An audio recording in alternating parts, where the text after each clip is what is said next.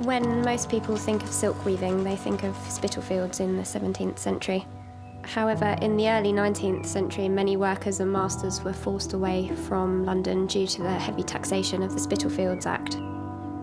And this led them to move to Sudbury on the Essex and Suffolk border.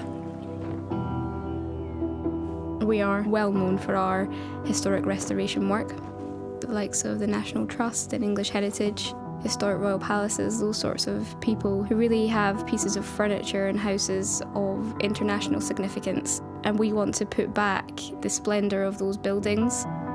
We get very involved with our customers. Someone has invited me into their home and I'm advising on fabric that they're going to be living with, and it's actually quite an emotive process. You're looking at a piece of fabric that was made 200 years ago and you think, how was that created? How did that person do it? And you work out that part, but then you've also got to work out how we can apply that to the types of yarn and the structures and set of loom that we have today. You consider all sorts of elements, what industrial techniques were around at different periods, what types of colour were around, were they synthetic or were they natural dyes? All these elements feed into making sure that you have a really accurate piece of fabric. When you're hand drawing, you're able to walk around the document, whereas when you're on a computer, you're following that line in a different way, which is why that first step is so important. But the beauty of CAD is we are able to change the scale of a design with ease.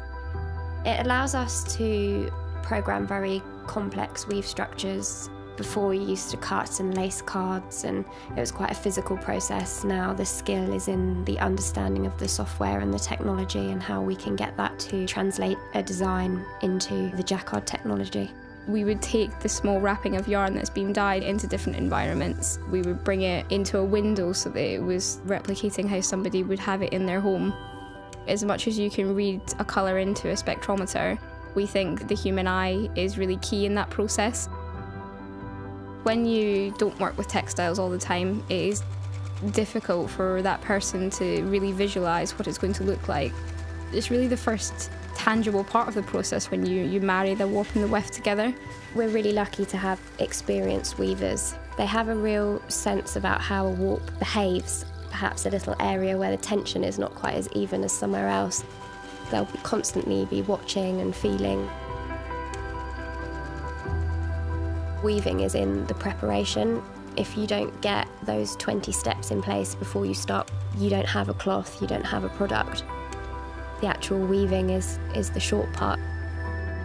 When you look back at the projects we've done over the last 40-some years, it's quite humbling, I suppose, because we've been part of that history.